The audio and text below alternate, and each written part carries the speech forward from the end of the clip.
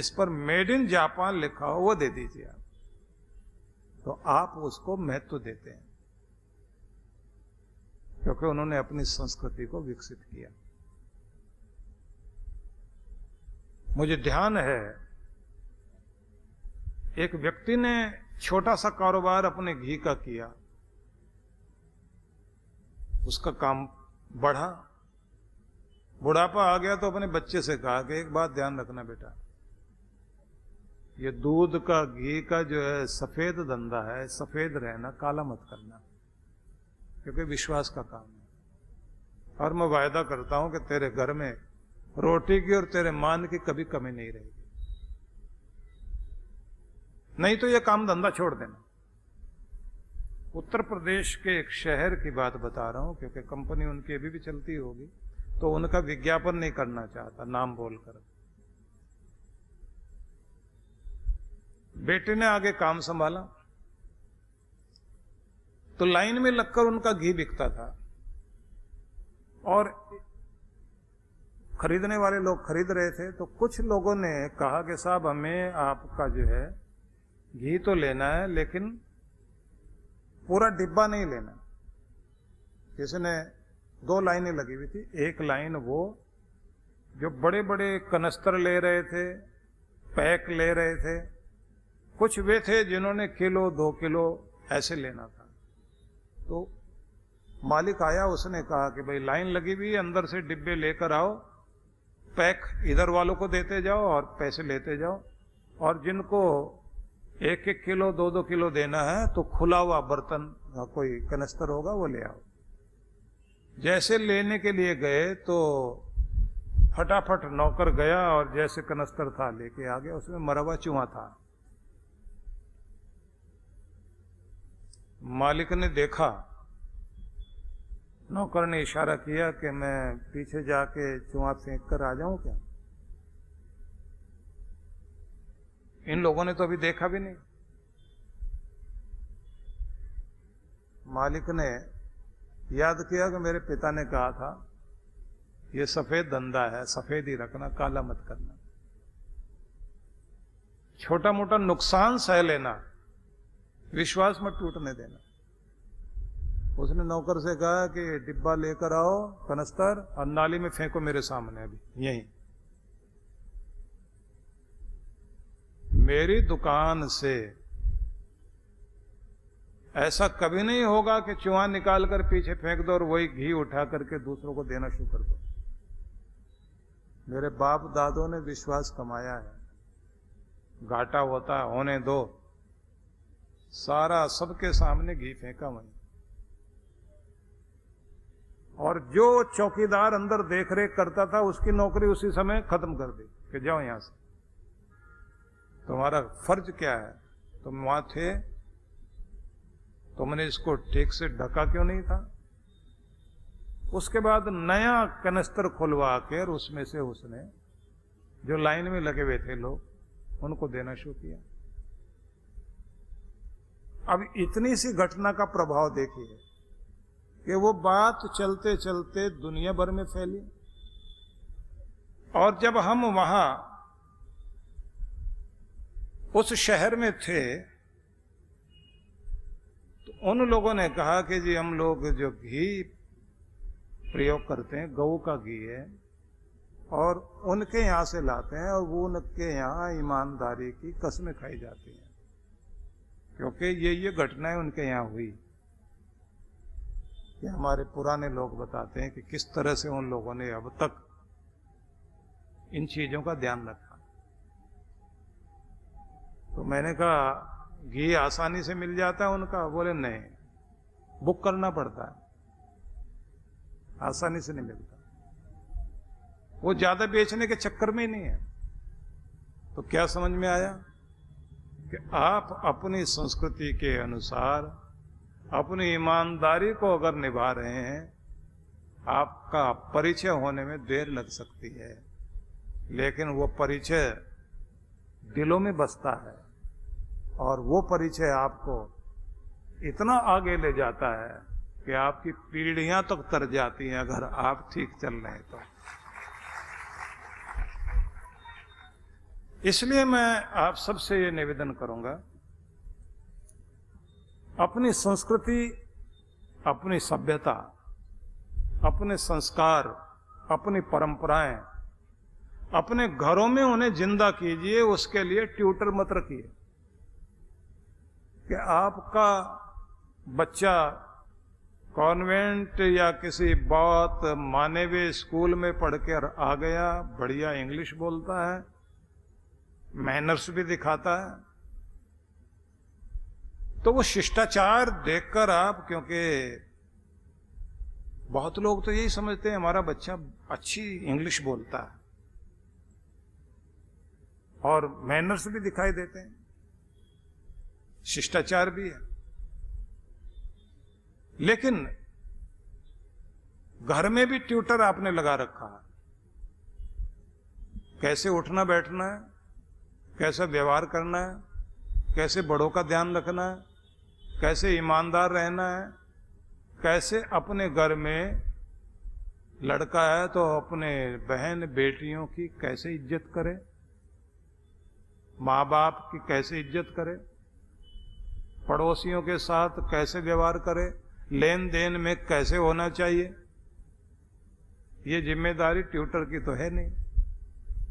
Teacher भी अपना course पूरा कराएगा, उसको इससे आगे कहाँ जाना है, जो सिलेबस उसको दिया गया उसके अनुसार उसने पढ़ा करके कहानी पूरी कर लेनी है। अब वैसे भी देखा जाए तो उनका तो पाठ्यक्रम ही पूरा नहीं हो पाता, वो बेचारे दबाव में रहते हैं।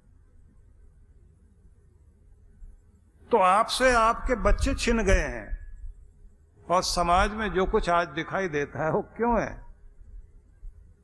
राम के देश में घरों के अंदर राम क्यों नहीं दिखाई दे रहे? राम की संस्कृति तभी तो पनपी जहां उसमें गुरुजनों का रोल था, वहीं माता पिता का रोल भी बहुत बड़ा था, कुल गुरु का रोल था, कुल पुरोहित का रोल था। घर के अंदर जो लोग हैं उनका अपना एक, उनकी बड़ी भूमिका थी। इसलिए आपसे कहना चाहता हूं, अपने जीवन में पुण्य आए, यज्ञ भी करिए, दान तप यज्ञ अध्ययन ये सब होना चाहिए। लेकिन कृष्ण भगवान तो इससे भी आगे जाकर कहते हैं, अत्येति तत्सर्वमिदं विदित्वा योगी परम स्थानम उपेति चाद्यम। वह योगी इन सबसे भी ऊपर है जो ध्यान वाला है, ईश्वर से जुड़ा हुआ है। मतलब वो ये कहते हैं कि भाई आप बाह्य कर्म तो करो, मतलब मंदिर भी जाओ, अध्ययन भी करो, यज्ञ भी करो, तप भी करो, दान पुण्य आदि भी करो, लेकिन एक चीज ध्यान रखना, तुम्हें योगी जरूर होना चाहिए, मतलब ध्यानी होना चाहिए, ध्यान लगाने वाला होना चाहिए। मतलब क्या हुआ? भजन भी करते हो, भजन को ध्यान से जोड़ दो। भजन गाते गाते खुद को भुला दो, भगवान से जुड़ जाओ। यज्ञ करते करते अपने आप को प्रभु से जुड़े, समर्पित कर दें अपने ईश्वर से अपने आप को।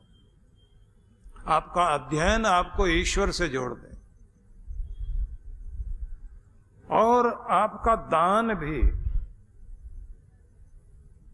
वो भी आपको ईश्वर से जोड़ने वाला बने। बहुत बड़े सम्राट हुए हमारे देश में, राजा हर्षवर्धन। हर्ष चरित्र लिखा गया संस्कृत में, इतना अद्भुत महाकाव्य है। उनके जीवन में एक अद्भुत चीज थी, तीर्थ करने जाते थे वर्ष में एक बार, जो कुछ पहन रखे हीरे जवाहरात, जो कुछ भी उनके पॉकेट में है या जो उनके पास थैलियां हैं, सब उठाकर दान पुण्य किया, और वहीं से किसी पंडित से उसके फटे पुराने कपड़े पहनकर और उसी स्थिति में वापस आते थे। क्योंकि मन में भावना क्या थी कि देने वाले ने कभी हिसाब लगाकर नहीं दिया, गिन कर नहीं दिया, तो जब उसकी राह में लगाने की बारी आएगी तो गिन कर क्यों दें? जो कुछ है सब तेरा। त्वदीय वस्तु गोविंद तुभ्यमेव समर्पये। प्रभु तुम्हारा ही तो था, तुम्हारे लिए अर्पित करता हूं। थोड़ा सा अगर बचाता हूं तो इसका मतलब है मेरी श्रद्धा में, विश्वास में कहीं कमी है। अद्भुत व्यक्ति थे। तो करने वाले लोग जो है अपने किसी भी कर्म को, त्याग को भी वहां तक ले जाएं कि उनके त्याग में अहंकार नहीं दिखाई दे रहा, समर्पण दिखाई देता है। सौंप दिया अपने आप को भगवान को, तो वो ध्यान हो गया। ध्यान जब आपका हो जाता है तो वो ईश्वर से जोड़ देता है। तो कृष्ण भगवान ये कहते हैं कि तुम स्वयं को जोड़ने वाले बन जाओ। और ध्यान के जो साधन हैं उनमें महत्वपूर्ण चीजें दो, विवेक और वैराग्य। विवेक होना चाहिए। लोग कहते ना बिन सत्संग विवेक न होई। तो बिनु सत्संग मतलब सत्संग के बिना तो ये विवेक जागेगा नहीं। ज्ञानी पुरुषों के सानिध्य में बैठिए, सुनिए, पढ़िए, जानिए, जिज्ञासा कीजिए। पुराने समय में लोग जाते थे ऋषि मुनियों के पास में, तो उनके चरणों में बैठ करके सीखते थे। और उसी समय जो संदेश दिए गए उस संदेशों को हम उपनिषदों में पढ़ते हैं, जहां अलग अलग तरह के प्रश्न उत्तर हुए। अद्भुत ज्ञान है भारतवर्ष का। कभी आप उपनिषद पढ़िए। औरंगजेब के बड़े भाई थे दारा शिकोह। तो सूफी लोग उनको बैठ करके कुछ ज्ञान की बातें सुनाया करते थे। तो दारा शिकोह से किसी ने कह दिया कि अगर इससे भी आगे जानना है ना तो भारत के उपनिषद सुनो आप। तो उन्होंने काशी से पंडितों को बुलाया, मना कर दिया सबने। कहते हैं एक गागा भट्ट नाम का एक पंडित था, उसने कहा कि भाई हम लोग तुम्हें सुना तो देंगे लेकिन हमारी एक शर्त है। शर्त यह है कि एक तो जब हम तुम्हें पढ़ाने आएंगे तो हम तुम्हारा चेहरा नहीं देखना चाहते, पर्दा होना चाहिए बीच में। और हम जब जाएंगे तो हमारा एक इंतजाम रखना, कमरे में पटरे बिछा के रखना, गंगा जल से स्नान करके बाहर निकलेंगे। दारा शिकोह ने कहा कि भाई हम सारी शर्तें मंजूर है, सुनाओ तुम हमें अपना उपनिषद। सुनाया, उनको इतना पसंद आया, सारे उपनिषद सुने, फिर अपनी भाषा में फारसी में लिखे। फारसी में लिखने के बाद 54 उपनिषद 54 उपनिषद फारसी में ट्रांसलेट किए दारा शिकोह ने। और दारा शिकोह से उपनिषद ट्रांसलेट होने के बाद, अनुदित होने के बाद दूसरी भाषाओं में हुए और चलते चलते चलते चलते वो जर्मन भाषा में ट्रांसलेट हुआ। और जर्मन एक स्कॉलर था, बहुत बड़ा फिलोसफर था, उसका नाम था शोपेनहावर, जिस पर जो है जर्मनी के लोग बहुत गर्व करते थे। उसने जब वो उपनिषद पढ़े वो इतना प्रभावित हुआ। बहुत धीर गंभीर रहने वाला आदमी था, सिर पर उपनिषद की पोथी रखी और सड़क पर नाचना शुरू कर दिया। भीड़ इकट्ठी हो गई, नाच क्यों रहे हो? बोले कंगाल आदमी को आज खजाना मिल गया। कौन सा खजाना? बोले ये जो मेरे सिर पे रखा हुआ, ये भारत की विद्या है, जिसको पढ़ा मैंने, इससे बढ़कर विद्या दुनिया में नहीं है। ऐसा कहकर उसने डांस किया। तो आपको फिर मैं वहीं लेकर चलता हूं कि हमारे भगवान ये समझाते हैं हमको कि ये ध्यान रखिए, ज्ञान और वैराग्य, इन दोनों के माध्यम से जागता है ध्यान। और जो भी काम आप करते हो तो उसमें ध्यान जरूर होना चाहिए। अब आप कहेंगे कृष्ण भगवान ने युद्ध में गीता कही, तो अर्जुन को भी कहते कि चलो ध्यान लगाते हैं। लेकिन हुआ ऐसा, युद्ध से लौटने के बाद हर सांझ को एक उदाहरण मिलता है कि वापस लौट रहे थे तो एक स्थान पर उन्होंने पानी का स्थान देखा जहां निर्जर था, पानी नीचे गिर रहा था। कृष्ण भगवान ने अर्जुन को कहा कि रथ को कि घोड़े छोड़ दो। घोड़ों को छोड़ दिया गया तो वो पानी पीने लगे। तो कृष्ण स्वयं उतरे और अपने मुखमंडल को जल से शीतल करा। उसके बाद अर्जुन से भी कहा कि अपने तन को पवित्र करते हुए ये जो सांझ घिर रही है, प्रकृति धीरे धीरे शांत हो रही है, तो तुम भी आंखें बंद करके अपने मन मस्तिष्क में प्रकृति से उतरती हुई शांति को अपने अंदर उतरने दो, शांत हो जाओ। तो अर्जुन ने कहा कि प्रभु, इतनी लड़ाई झगड़ा करके आए, चोटें लगी हुई हैं, जिन दुश्मनों ने हमारे अपनों को मार दिया उनके प्रति गुस्सा बहुत है। जिनको हम नहीं मार पाए उनके प्रति अभी भी मन में बदले की भावना है। आप कहते हैं कि आंखें बंद करूं तो ध्यान हो पाएगा। ऐसी स्थिति में तो ये होगा कि दुश्मनों के ही चेहरे ज्यादा दिखाई देंगे। लेकिन कृष्ण भगवान ने क्या कहा अर्जुन से कि क्षत्रिय हो और योद्धा हो,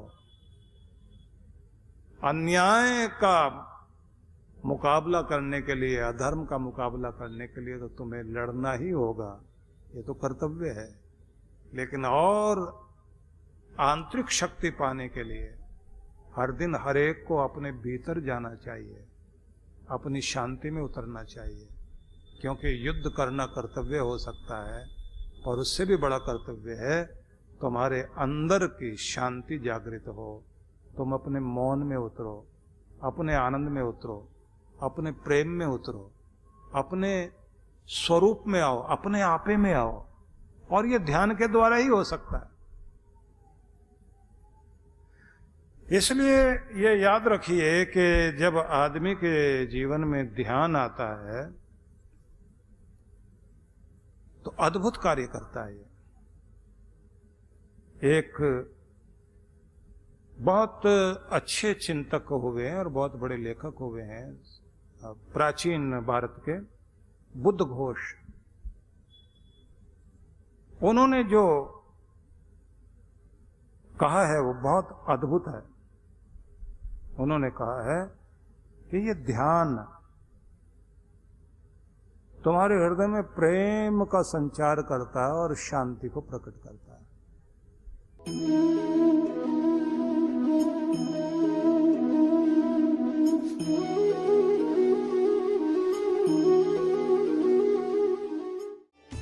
जीवन संचेतना लाखों पाठकों की बुद्धि को सच्चेतना से और हृदय को सद्भावना से परिपूर्ण करने वाली मासिक पत्रिका जीवन संचेतना।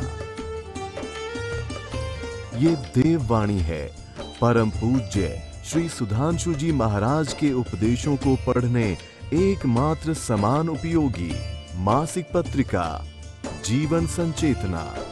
सदस्यता शुल्क भारत में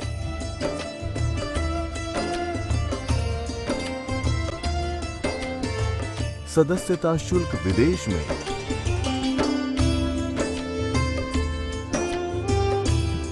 यदि आप जीवन संचेतना की सदस्यता प्राप्त करना चाहते हैं तो इस पते पर संपर्क करें। विश्व जागृति मिशन, आनंद धाम आश्रम, नांगलोई नजफगढ़ रोड, बक्करवाला मार्ग, नई दिल्ली